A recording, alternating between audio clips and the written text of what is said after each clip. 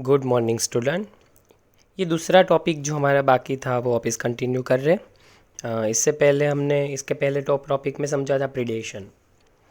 तो ये टॉपिक है कंपटीशन। वर्ड में ही मीनिंग है कंपटीशन। आज का कॉमन वर्ड है, आज का लोकल वर्ड ही ये, और जो इंडिया में बहुत कॉमन है ये उसी की बात कर रहे हैं। अब कंपटीशन का बायोलॉजिकल एंगल से जो हमें देखना है, जो समझना है, वो यहाँ पर हम समझते हैं। पहले इनका ये कहना है कि ऐसी प्रोसेस है जिसकी वजह से fitness of one species is significantly lower in presence of another species. इसका मतलब क्या हुआ? डार्विन का जो इवोल्यूशन है, जो हम सालों से पढ़ते आ रहे हैं, जिसमें लिखा है कि ऑर्गेनिक जो इवोल्यूशन हुआ, जो ऑर्गेनिज्म इवोल्यूट हुए, जो स्पीशीज है वो इवोल्यूट होती गई। जैसे हम कहते हैं कि हमारे एंसेस्टर्स में से हम ह्यूमन स्पीशीज़ में कन्वर्ट हुए, गोरिल्ला, चिंपांजी, मंकी, ये सब एक ही एंसेस्टर से कन्वर्ट हुआ ऐसा माना जाता है। कहा जाता है कि ये एक पोटेंट फोर्स है, एक्सट्रीम फोर्स, जिसकी वजह से कंपटीशन की वजह से ऐसा माना जाता है कि एक बहुत बड़ा ग्रोथ होता है। वैसे देखने पर कंपटीशन एक नेगेटिव चीज़ है, क्योंकि आगे हमने समझा कंपटीशन का मतलब होता है कि दोनों स्पीशीज़ का लॉस, इसमें किसी का फ़ायदा नहीं है। एक एग्जांपल से समझते हैं। जैसे कि एक एरिया है, जिस एरिया में एक ग्रोसरी शॉप चल रही है बहुत पहले से। उस एरिया में वो अकेला ग्रोसरी शॉप वाला है और उस एरिया के सारे लोग वहीं से ग्रोसरी खरीदते हैं। अब उसकी ग्रोसरी शॉप जो बढ़ती जा रही है, उसका बढ़ता हुआ बिजनेस, बढ़ती हुई बिक्री को देख के किसी इंसान को दूसरी ग्रोसरी शॉप का आइडिया सोचा और उसने उसी एरिया में दूसरी ग्रोसरी शॉप लगा दी। सेम तरीके के इंसान है, सेम तरीके की इनकी रिक्वायरमेंट होगी, एक ही तरीके के रिसोर्सिस है, वो इस्तेमाल करते। तो हुआ ऐसा कि पहले एक ही एरिया के लोग वही सेम ग्रोसरी पे जाते थे, अब लोग बढ़ जाएंगे। वो बात अलग है कि पुराना ग्रोसरी शॉप वाला बहुत फेमस है, बहुत पहले से है, तो ये ज़रूर हो सकता है कि 80% जो एरिया की पब्लिक है उन्हीं के पास जाएगी, पर फिर भी 20% पब्लिक तो दूसरे ग्रोसरी शॉप वाले के पास पहुँचेगी। और ये भी हो सकता है कि दूसरा ग्रोसरी शॉप वाला पहली ग्रोसरी शॉप वाले से अपनी प्राइस डाउन कर ले, थोड़ा क्वालिटी लेवल इंक्रीज़ कर दे, तो बोल चाल का जो व्यवहार है उसमें सुधार कर दे, लोगों से अच्छे तरीके से, एक नए तरीके से बिहेव करे, थोड़ा सा एट्रैक्टिव एस्थेटिक या एट्रैक्टिव तरीके का इंटीरियर बना ले, छोटा सा सुपरमार्ट जैसा बना ले।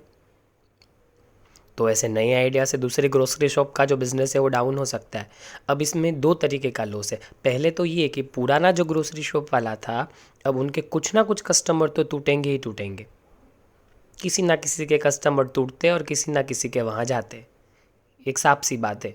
किसी का तोड़ के ही आपको कहीं और ले जाना, ये कंपटीशन है।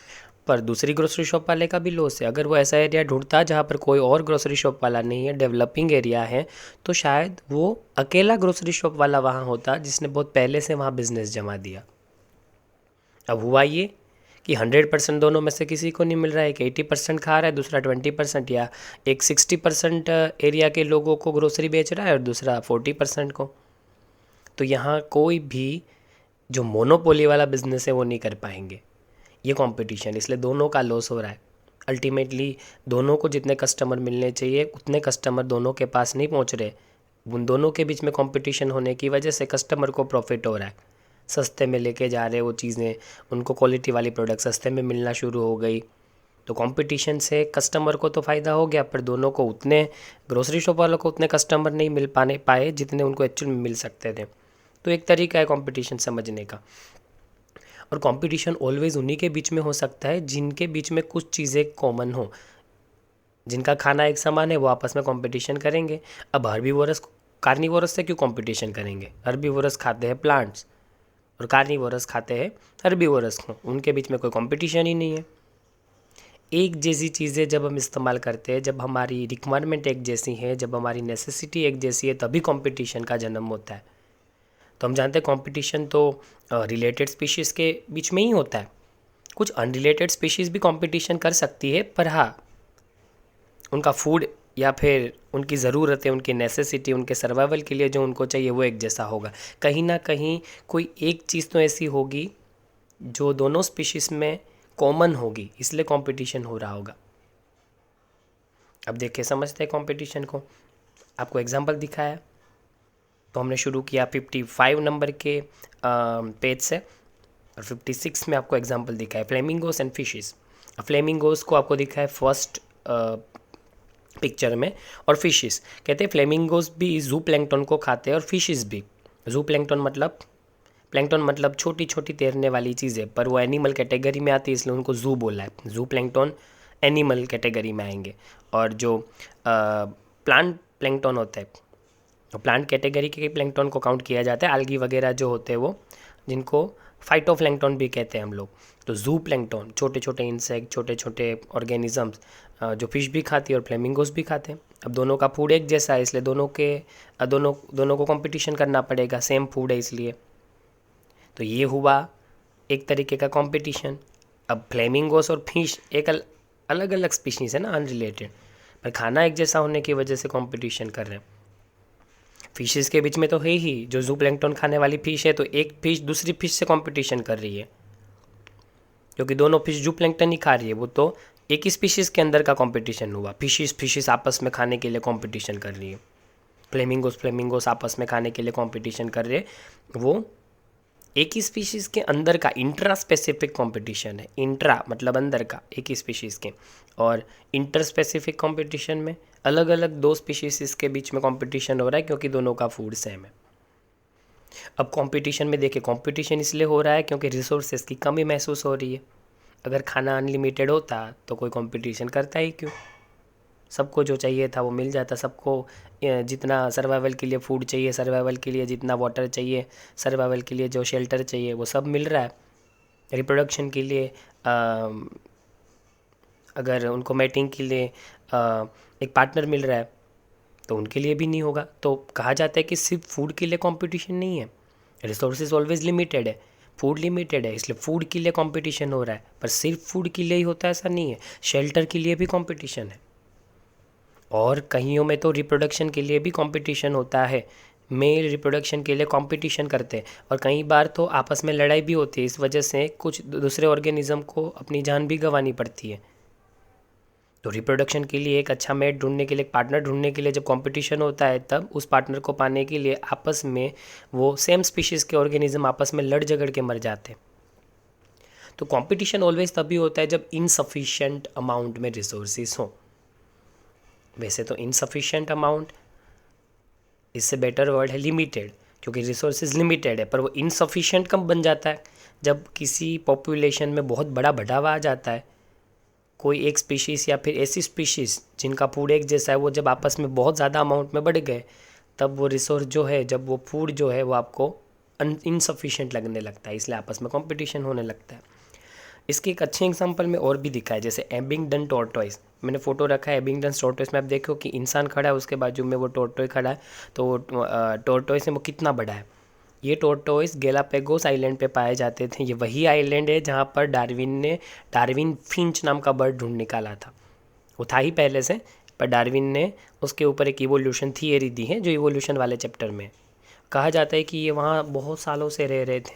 फिर ये आइलैंड इंसानों के नज़र में आया, फिर इंसानों ने वहाँ पर गोट इंट्रोड्यूस करवाई, और फिर हुआ ऐसा कि ये टॉर्टॉइस भी प्लांट खाते थे और गोट्स भी प्लांट खाती थी, पर गोट्स ज़्यादा डोमिनेटिंग हो गई, इसलिए टॉर्टॉइस एक्सटिंक्ट हो गए। डिकेड में ही एक्सटिंक्ट हो गए, 10 सालों का वक्त लगा इनको एक्सटिंक्ट होने में। पहले तो क्या था कि टॉर्टॉइस खुद थे, अकेले थे, इनके साथ कंपटीशन करने वाला कोई स्ट्रॉन्ग हर्बीवोरस नहीं था, ये टॉर्टॉइस हर्बीवोरस थे। पर गोट के आने के बाद वही प्लांट के लिए, वही प्लांट स्पीशीज़ के लिए जो ये खाते थे, इनके और गोट के बीच में कंपटीशन शुरू हो गया। हम जानते हैं कि जब दो लोग लड़ झगड़ते हैं तब जीतता कोई एक ही है, और जो जीतता है वो डोमिनेटिंग होता है। और यहाँ बायोलॉजिकल एंगल से जो नहीं जीतता, उनकी पॉपुलेशन शुरुआत में कम होती है, बाकी एक लेवल के बाद उनका एक्सटिंक्ट होना पक्का है। क्योंकि जैसे एक म्यान में दो तलवार नहीं रह सकती, वैसे भी दो स्पीशीज़ जिनके बीच में सेम तरीके का फूड, सेम तरीके का शेल्टर या सेम तरीके के रिप्रोडक्टिव पार्टनर्स शेयरिंग में है, वो कभी भी दोनों एक साथ डोमिनेटिंग नहीं रह सकते। कोई एक का रिसेसिव हो जाना पक्का है, और जो रिसेसिव होते हैं वो अगर लंबे टाइम के लिए रिसेसिव रहे तो उनकी पॉपुलेशन डाउन होगी और फिर एक्सटिंक्ट भी होगी। इसका मतलब ये हुआ नेचर उन्हीं को जिताती है जो स्ट्रॉन्ग है।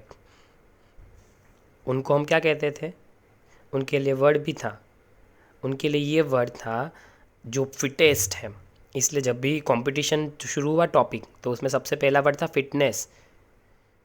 जो फिटेस्ट है। नेचुरल सिलेक्शन में यही कहा गया, नेचुरल सिलेक्शन मतलब नेचर उसी स्पीशीज़ को सिलेक्ट करती है अर्थ पे रहने के लिए। आने वाले टाइम में अर्थ पे कौन रहेगा, उसके लिए नेचर उन्हीं स्पीशीज़ को सिलेक्ट करती है जो स्पीशीज़ स्ट्रेंथफुल हो, जो स्ट्रॉन्ग हो, जो नई स्किल और टैलेंट डेवलप करे। जो जीत जाता है वो डोमिनेटिंग बन के रहता है, रिसेसिव मर जाते हैं, हार जाते हैं, एक्सटिंक्ट हो जाते हैं। यही रूल है, इसलिए स्ट्रेंथ डेवलप करना बहुत ज़रूरी है। तो कॉम्पिटिटिव रिलीज में आप देखिए, इसमें आपको एक और एक्सपेरिमेंट भी दिखाया। अब पर्टिकुलर जियोग्राफिकल एरिया ले ले तो वहाँ पर कोई स्पीशीज़ सुपीरियर होगी और डेफिनेटली कुछ इन्फीरियर स्पीशीज़ भी होंगे। तो अगर आप वो जो सुपीरियर स्पीशीज़ है, डोमिनेटिंग स्पीशीज़, अगर उनको रिमूव कर देते तो बड़ा फ़र्क पड़ जाता है उस एरिया में। रिसेसिव स्पीशीज़ अपने आप बढ़ने लगती है, उनका पॉपुलेशन इंक्रीज़ होने लगता है। यहाँ पर एक एक्सपेरिमेंट है, कॉनेल्स फील्ड एक्सपेरिमेंट, जिसमें देखिए रोकी सी कोस्ट स्कॉटलैंड का, वहाँ पर लार्जर एंड कॉम्पिटिटिवली सुपीरियर बार्नाकल्स है। बार्नाकल्स आपको साइड के फिगर में दिखाई, ये क्रीपी एनिमल है। जैसे कुछ एनिमल्स को, कुछ इंसेक्ट को देखने के बाद अजीब सा जैसे वियर्ड फील होता है, ये एकदम वियर्ड एनिमल है देखने में, अजीब से एकदम। आप यूट्यूब पे इसकी मूवमेंट देख सकते हैं, यूट्यूब पे लाइव वीडियो देखना बर्नाकल्स का, तो ये आपको पता चलेगा। बालानस बर्नाकल्स बहुत अजीब से दिखने वाली स्पीशीज़ इंसेक्ट कैटेगरी में आती है, आर्थ्रोपोडा कैटेगरी में आती है, सॉरी। ये अब इनमें देखें तो जैसे कुत्तों में जर्मन शेपर्ड होता है, बुलडॉग भी होता है, तो वैसे इनमें भी दो कैटेगरी है। एक जो स्पीशीज़ है वो सुपीरियर है, जिनका नाम है बर्नाकल बेलानस, वो इंटरटाइडल एरिया में डोमिनेटिंग है। जबकि जो छोटे वाले बर्नाकल्स हैं उनका नाम है बर्नाकल कैथमेलस। अब हुआ ऐसा है कि दोनों बर्नाकल्स हैं, मतलब दोनों सेम स्पीशीज़, जर्मन शेपर्ड है, बुलडॉग है, दोनों सेम स्पीशीज़, पर एक ही स्पीशीज़ के वेरिएंट्स, जिनको हम क्या बोलते हैं, स्ट्रेन जनरली। ये वेरिएंट की वजह से उनमें से जीत वही जाता है जो डोमिनेटिंग है। तो इन्होंने देखा, जो कॉनेल्स फील्ड एक्सपेरिमेंट था उनमें पता चला कि ये दोनों बर्नाकल जब आपस में मिक्स होते हैं तब उनमें से जीतते हैं बेलानस, वो छोटे वाले हार जाते हैं। उसका रीज़न है क्योंकि वो जो बड़े वाले हैं वो ज़्यादा डोमिनेटिंग है। तो ये जो एक्सपेरिमेंट था, इसमें से गोस का कॉम्पिटिटिव एक्सक्लूजन प्रिंसिपल अगर देखें, ये कॉनेल्स फील्ड एक्सपेरिमेंट था। अब आगे वाले पेज में गोस का कॉम्पिटिटिव एक्सक्लूजन प्रिंसिपल है। तो आगे जैसे मैंने बात की वैसे हमें ये पता चला कि अगर आप सेम रिसोर्सेज के ऊपर डिपेंडेड हो, तो closely related species competing for the same resources cannot coexist indefinitely and the competitively inferior one will be eliminated eventually।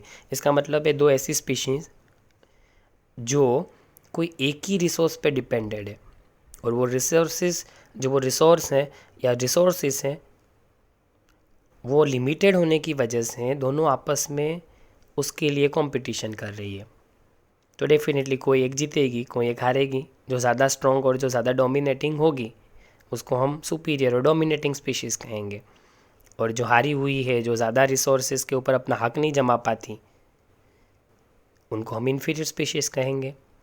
तो इनका कहना है कि अगर दो स्पीशीज़ आपस में एक ही रिसोर्सेज के ऊपर टिकी हुई है तो एक समय के बाद तो दोनों के बीच में कंपटीशन पक्का है, और अगर कंपटीशन शुरू हो गया तो दोनों में से ये भी पक्का है कि एक समय के बाद एक सुपीरियर स्पीशीज़ होगी, एक इन्फीरियर स्पीशीज़ होगी, ये भी पक्का है। और ये भी आप फिक्स ही कह सकते हो कि एक समय के बाद सुपीरियर स्पीशीज़ ज़िंदा रहेगी और इन्फीरियर स्पीशीज़ इवेंचुअली एलिमिनेट हो जाएगी, धीरे धीरे पता भी नहीं चलेगा और एक्सटिंक्ट हो जाएगी, क्योंकि रिसोर्सेज लिमिटेड है। हम ही देख रहे, देखो यहाँ पर क्या होता है कि मोस्टली कौन जीत जाता है, जो ज़्यादा स्ट्रेंथफुल है, जो ज़्यादा डोमिनेटिंग है।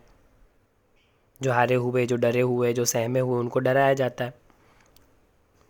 तो जो डोमिनेटिंग लोग हैं वो ऐसे लोगों का भी जो हक है वो भी छीन लेते हैं। पुराने समय में माफिया आपने देखा था, गैंगस्टर्स, माफिया, अंडरवर्ल्ड का जो पूरा एक साम्राज्य था, एक पूरा जो किंगडम बना हुआ था, उसके बारे में कौन नहीं जानता कि बॉम्बे के अंदर ये सब बहुत बड़े लेवल पे फैला हुआ था। ये इतने डोमिनेटिंग और सुपीरियर थे, इनके पास इतनी बड़ी स्ट्रेंथ, इतना बड़ा बल था, इतना बड़ा फियर फैला के रखा था कि सब उनके सामने इन्फीरियर हो रखे थे। ये चाहे तो पॉलिटिशियन से भी उतना पैसा हथिया सकते थे जितना ये चाहते थे। इनका मतलब ये है कि जब कोई एक ग्रुप डोमिनेटिंग होने लगता है तो वो इन्फीरियर स्पीशीज़ के हाथ में कुछ नहीं आने देता, उनके हाथों तक कुछ नहीं पहुंचता, क्योंकि जो भी होता है वो डोमिनेटिंग हाथ में से ले जाते हैं। तो रिसोर्सेज का अनइवन डिस्ट्रीब्यूशन शुरू हो जाएगा। यही कंपटीशन है और ये कॉमन है आज के समय में। तो यहाँ पर एक चीज़ नहीं दिखाई, और लास्ट का जो पैराग्राफ है वो समझाने से पहले मैं आपको एक और चीज़ बताता हूँ। मैंने शुरुआत में बताया था कंपटीशन तो दोनों स्पीशीज़ के लिए लॉस के बराबर है, दोनों को लॉस करवाता है, डेफिनेटली दोनों को लॉस होता है उनसे। पर कंपटीशन से एक फ़ायदा है, इंडिया में हेवी लेवल का कंपटीशन है। इस रीज़न से लोगों को पहले से ही पता है कि छोटी मोटी स्किल्स या टैलेंट से हम बहुत बड़े लेवल पे नहीं जा सकते, बहुत बड़े पद पे काम नहीं कर सकते, बड़ी पोस्ट नहीं गेन कर सकते। आज आप इंजीनियर हो और आप कहीं जाते हो, आपको कंप्यूटर चलाना नहीं आता, तो पहले ही बेसिक कंप्यूटर स्किल आपसे डिमांड करेंगे। तो पहले के समय में चल जाता था कि भाई आप मैकेनिकल इंजीनियर थे, ऑटोकोड वेटोकोड नहीं आता था, शुरुआत में चला देते थे, चल जाता था, क्योंकि तब इतने इंजीनियर नहीं थे। आज तो वो बोलेंगे ऑटोकोड आता है और भी 2-4 आपको सॉफ्टवेयर आने चाहिए। बेसिक कंप्यूटर एक्सेल वैक्सेल तो जो है वो तो आपको बहुत ज़रूरी है। प्रेजेंटेशन स्किल ना, माइक्रोसॉफ्ट के अंदर आपको प्रेजेंटेशन बनाना है पावर पॉइंट में ना, बेसिक माइक्रोसॉफ्ट वर्ड ना, एक्सेल ना, ये सब चीज़ें तो कॉमन है, ये तो बहुत कॉमन चीज़ है, ये तो आना ही आना चाहिए। पर उसके अलावा 3D एनिमेशन के लिए, जो मशीनरी डिज़ाइन के लिए जो 3D मॉडल्स बनाने होते हैं, उसके लिए ऑटोकैड भी आना चाहिए। अब टेली तो बहुत नेसेसरी है कॉमर्स के लिए, बेसिक कंप्यूटर स्किल भी। और अगर उसके साथ आपने इंडस्ट्रियल मैनेजमेंट सीख रखा है, आपके पास सॉफ्ट स्किल और कम्युनिकेशन पावर है, आप अच्छे प्रेजेंटेटर हो, तो उसमें फिर और अच्छी चीज़ मिल गई। तो कंपनी एक ऐसे इंसान को लेना पसंद करेंगी जो छोटा पैकेज बड़ा धमाका होगा। अब एक स्किल एक टैलेंट से नहीं चलता। पहले तो सिर्फ ये देखा जाता था भाई मैकेनिकल इंजीनियर है, उसके पास उतनी स्किल होनी चाहिए जिससे हमारी कंपनी में जो काम है वो चल जाए। आज एक इंसान से बहुत से काम चलवाने की बात है, क्योंकि मार्केट में ऐसे लोग हैं, जब कंपटीशन होता है तब पता है कि हमारे जैसे ढेर सारे लोग हैं जो जॉब के लिए आएंगे, जो इस पोस्ट को पाना चाहेंगे। तो हम उससे अलग दिखने के लिए अपने अंदर और स्किल और टैलेंट और कुछ नया निखार करते हैं, हम बदलाव लाते हैं। हम ऑलवेज़ अपने आप को बदलने के लिए रेडी रहते हैं, हम अपने आप में इम्प्रूव करते रहते हैं, हम नॉलेज को बढ़ाते हैं, हम स्किल्स जो है वो इम्प्रूव करते हैं, हम नई स्किल्स डेवलप करते हैं। जिस रीज़न से कंपटीशन की वजह से ये हो जाता है कि एक इंसान निखर के सामने आता है, वो अपना दिमाग खोलता है, वो कंफर्ट जोन से बाहर निकलता है। और लॉन्ग टर्म विजन से देखें तो इवोल्यूशन की प्रोसेस है। आप नया नया सीखोगे, नई स्किल, नई चीज़ें डेवलप करना, उसको निखारना, उसको पॉलिश करना, इसका मतलब है आप अपने ब्रेन का इस्तेमाल कर रहे हैं, आपका दिमाग और डेवलप होता जा रहा है। जहाँ पर कम पॉपुलेशन है, जो इजीली मिल जाती हैं, वहाँ के लोगों के पास इतना बड़ा कंपटीशन नहीं है, इसलिए उनको पता है बहुत सारी स्किल उनको नहीं चाहिए जॉब के लिए।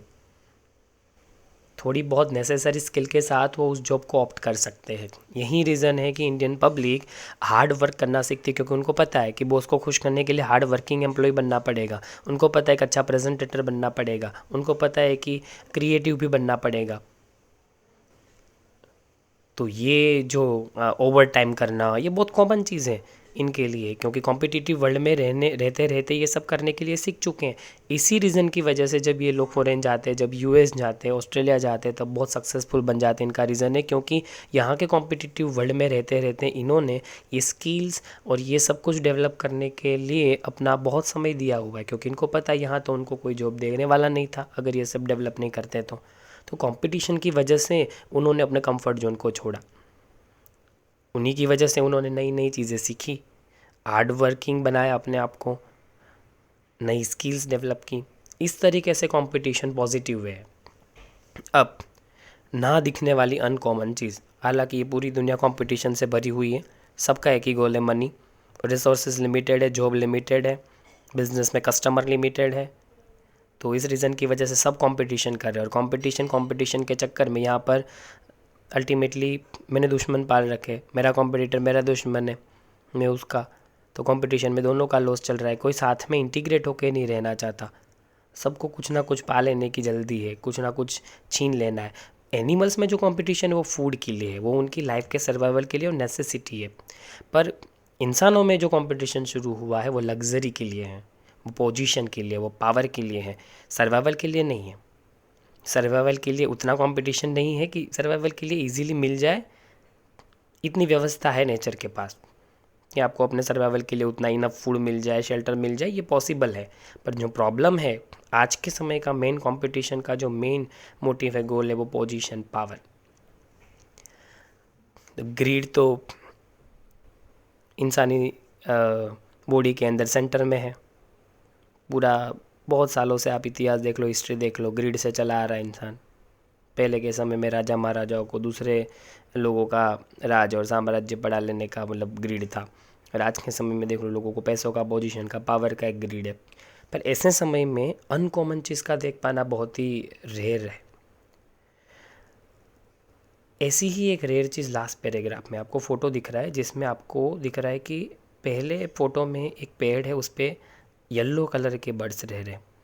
दूसरे में देखो रेड कलर के बर्ड्स वहाँ रहने आए। और तीसरे में देखो रेड और येलो दोनों साथ में रह रहे।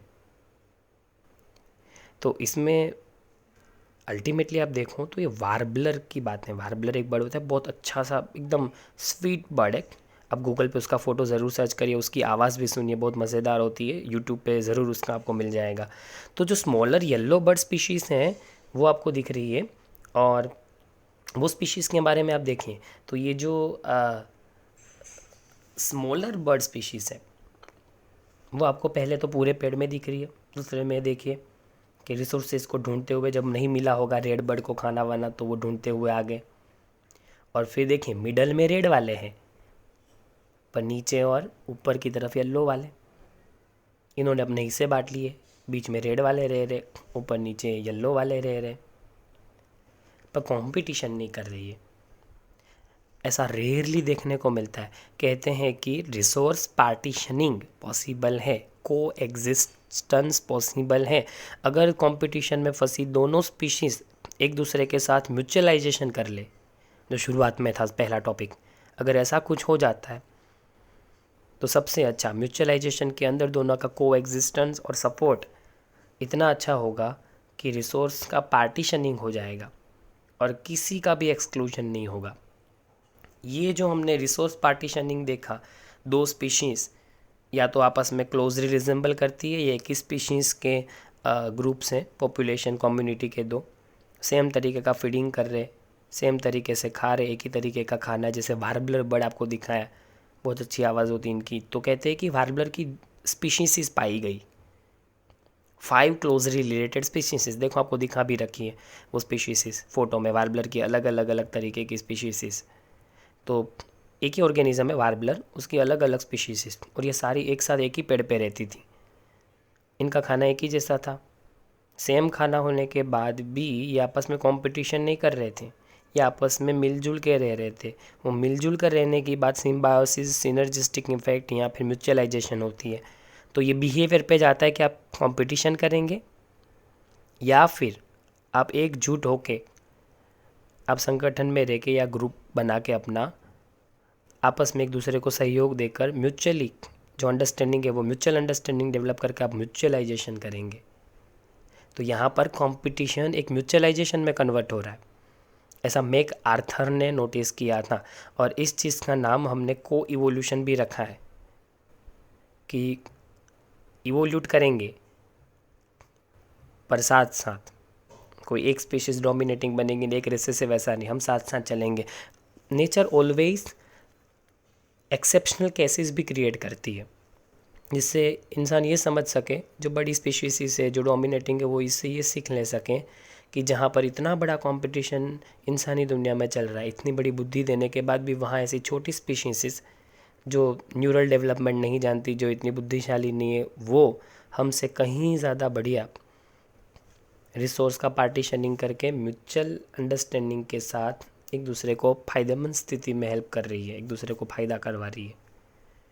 तो ये जो टॉपिक था, उस टॉपिक का नाम था कंपटीशन। उसके आगे का टॉपिक पैरासाइटिज़म है। पर पैरासाइटिज़म जो टॉपिक है उसको मैं नहीं लेता, वो टॉपिक थोड़ा सा बड़ा है, तो वो पैरासाइटिज़म और म्यूचुअलाइजेशन वो साथ में ले लेंगे। आप 65 नंबर के पेज पे चले जाइए, उस पर कॉमेंसलिज्म है, बहुत छोटा सा टॉपिक है। कॉमेंसलिज्म में पढ़ा था कि किसी भी ऑर्गेनिज्म का दूसरे ऑर्गेनिज्म से इस तरीके से फ़ायदा उठा लेना जिससे वो दूसरे ऑर्गेनिज्म का कुछ भी लॉस ना हो। हालांकि फ़ायदा तो नहीं हो पर लॉस भी ना हो। जैसे कि ऑर्किड्स बहुत अच्छे फ्लावर होते हैं,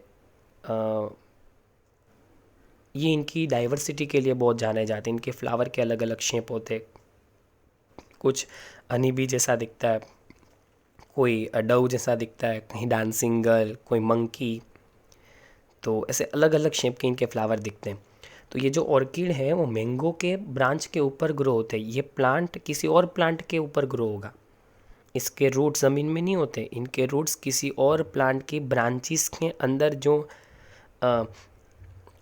वाटर और मिनरल्स को ले जाने वाली जाइलम है उसके अंदर पहुंचते हैं। पर मैंगो को कोई फ़र्क नहीं पड़ता। ऑर्किड का प्लांट इतना छोटा होता है कि अगर मैंगो की ब्रांच से थोड़ा बहुत भी वाटर और मिनरल्स ले लें तब भी उससे मैंगो प्लांट को कोई फ़र्क नहीं पड़ता, ना उसका लॉस हो रहा है ना उसका प्रॉफिट हो रहा है। पर हाँ, मेरा लॉस नहीं हो रहा, मेरा प्रॉफिट भले ही नहीं हो रहा, पर मैं किसी की हेल्प कर रहा हूँ और उससे वो स्पीशीज सर्वाइव कर जाती है तो सबसे बड़ी बात है। ये एक काइंड हेल्प, जिसको बोलते हैं ना हेल्पफुल नेचर, ये उसकी बात है, एकदम काइंड नेचर की बात है। मेरा कोई प्रॉफिट नहीं जुड़ा है, मेरा लॉस जुड़ा नहीं है, फिर भी मैं किसी की मदद किए जा रहा हूँ क्योंकि उसका सर्वाइवल हो रहा है, वो अपनी लाइफ को आगे सर्वाइव कर सकें और ग्रो कर सकें। ऐसा ही एग्जांपल ये ऑर्किड का है। मैंगो ऑर्किड को अपने ब्रांचेस के ऊपर इसलिए ग्रो होने देता है कि जिससे ऑर्किड सर्वाइव कर सकें, उनकी जो स्पीशीज है वो आगे ग्रो हो सके। मैंगो को ना उससे लॉस हो रहा है ना उससे प्रॉफिट हो रहा है। ऑर्किड कितना पानी और मिनरल ले लेगा, इतना छोटा सा प्लांट है, मैंगो ट्री बहुत बड़ा है। अगर थोड़ा बहुत भी ऑर्किड अंदर से ले भी लेगा मैंगो से मिनरल और वाटर तो उससे मैंगो को कोई फ़र्क नहीं पड़ेगा। मैंगो के पास बड़े बड़े रूट्स है, वो और पानी और मिनरल ज़मीन से खींच निकालेंगे। वैसे बर्नाकल्स आगे हमने देखे थे, उनके पास एक तरीके का आउटर बॉडी के ऊपर लेयर होता है जो उनको प्रोटेक्ट करता है, हार्ड लेयर। तो बर्नाकल्स वेल की बॉडी के ऊपर चिपक जाते हैं। हालांकि जब ये टोर्टोइस के ऊपर चिपक जाते हैं तब उनको डैमेज करते हैं, तो उनका वो रिलेशन डिफरेंट होता है। पर बर्नाकल्स जब वेल की बॉडी के ऊपर चिपक जाते हैं तो देखिए आपको बर्नाकल्स वेल की बॉडी के ऊपर चिपके हुए दिख रहे हैं। वेल को उससे कोई फ़र्क नहीं पड़ता, ना प्रॉफिट होता है ना लॉस होता है। पर बर्नाकल्स को फ़ायदा ये होता है कि प्रोटेक्शन मिलता है, क्योंकि वेल का प्रेडेशन कोई नहीं करता। उनका शिकार करने की सोच बहुत कम स्पीशीज से वो रखती होगी। और दूसरी चीज़, वेल जो भी खाना खाएगी उससे बचा कुचा खाना बर्नाकल्स को भी मिल जाएगा। तो इसमें वेल का कोई नुकसान नहीं है ना कोई प्रॉफिट है, फ़ायदा। पर बर्नाकल्स को डेफिनेटली उनकी लाइफ में सर्वाइव करने के लिए एक अच्छा मौका मिल गया। केटल अर्गेट एंड ग्रेजिंग केटल, ये भी आपने देखा। देखो अर्गेट एंड केटल, आपने देखा कि दो कांव है वो खा रही है ग्रासेस और उसके आसपास 3 अर्गेट घूम रहे फुटों में। तो जैसे जैसे केटल मूव करती है और जैसे वो घास फूस खाती है तो उसमें छुपे हुए इंसेक्ट उड़ के बाहर आते हैं। वो जैसे उड़ के बाहर आते हैं तो अर्गेट उनको देख के पकड़ लेते। ये कैसा रिलेशन, इनका मतलब केटल ने अर्गेट के लिए कुछ नहीं किया, पर केटल का जो खाना खाने का तरीका है, उनसे जो इंसेक्ट उड़ के बाहर आते वो अर्गेट को मुफ्त में मिल जाते हैं। इस तरीके से इसमें केटल का देखो आप, उनका कोई लॉस नहीं हो रहा ना उनका कोई प्रॉफिट है, पर उसके साथ साथ अर्गेट को खाना ज़रूर मिल जाता है। तो ये कॉमेंसलिज्म हुआ। इसमें सिर्फ वही प्रोसेस हम इंक्लूड करेंगे जिसमें केटल्स खाना खा रही होती है और खाना खाने की वजह से या ग्रास की मूवमेंट की वजह से जब इंसेक्ट छुपे हुए थे वो बाहर आते हैं और उनको अर्गेट पकड़ लेता है। बाकी ये जो एग्जांपल है, एक दूसरा भी एग्जांपल है जिसमें अर्गेट केटल की बॉडी के ऊपर बैठ के, जो केटल की बॉडी के ऊपर चिपके हुए इंसेक्ट होते हैं उनको पकड़ के खींच के स्किन में से खाता है। वो म्यूचुअलाइजेशन हुआ क्योंकि अर्गेट को खाना मिल गया और केटल की बॉडी के ऊपर चिपके हुए जो इंसेक्ट हैं वो रिमूव होने की वजह से जो पैरासाइट थे, एक्सटर्नल पैरासाइट, एक्सो पैरासाइट जो बॉडी के बाहर चिपके हुए थे, उनको अर्गेट खा जाएगा तो उनकी स्किन को और उनकी बॉडी को एक तरीके का हेल्दी लाइफ मिलेगा। एक डैमेज जो हो रहा था उसको अटकाया जा सकेगा, वो प्रिवेंट हो गया, वो बंद हो गया, तो वो म्यूचुअलाइजेशन में आएगा। और सी एनेमोन देखिए, सी एनेमोन मतलब सी फ्लावर, ये हम जानते हैं जेली फिश जिस कैटेगरी में आता है ये उसी कैटेगरी में आने वाला एनिमल है। एक्चुअल में सी एनेमोल सी फ्लावर के नाम से जाना जाता है, पर ये फ्लावर जैसा दिखता है ये है एनिमल, और ये अपनी जगह से कभी नहीं हिलता, एक ही जगह पे चिपका रहता है। और सी एनेमोन और क्लोन फिश भी आपने देखी होगी, कार्टून में बहुत दिखाई जाती है। क्लोन फिश सी एनेमोन के आसपास ही घूमती हैं। सी एनेमोन के जो छोटे छोटे टेंटेकल्स दिख रहे हैं छोटी छोटी डंडिया जैसा दिख रहा है वो उनके टेंटेकल्स हैं, और वो टेंटेकल्स के आसपास ही क्लोन फिश घूमती रहती है, क्योंकि क्लोन फिश को ये सी एनेमोन के टेंटेकल्स कुछ नहीं करते। पर सी एनेमोन के टेंटेकल्स पॉइजनस होते हैं, वो दूसरे उनके जो प्रेडेटर्स हैं उनसे उनको बचा के रखते हैं। तो इसमें फ़ायदा ये हो जाता है कि सी एनेमोन के आसपास रहने से क्लोन फिश भी बच जाती है, क्योंकि क्लोन फिश के प्रेडेटर्स सी एनेमोन के आसपास नहीं आते। उनको डर लगता है कि शायद सी एनेमोन के टेंटेकल्स उनको भी काट लें और उनकी पॉइजनस इफ़ेक्ट की वजह से उनकी बॉडी में डैमेज हो। इस चक्कर में क्लोन फिश की लाइफ बच जाती है। सी एनेमोन को क्लोन फिश के रहने से ना कुछ लॉस हो रहा है ना कुछ प्रॉफिट हो रहा है। तो ये टॉपिक था कॉमेंसलिज्म। इसमें एक स्पीशीज़ को प्रॉफिट हो रहा है, दूसरे को ना लॉस ना प्रॉफिट।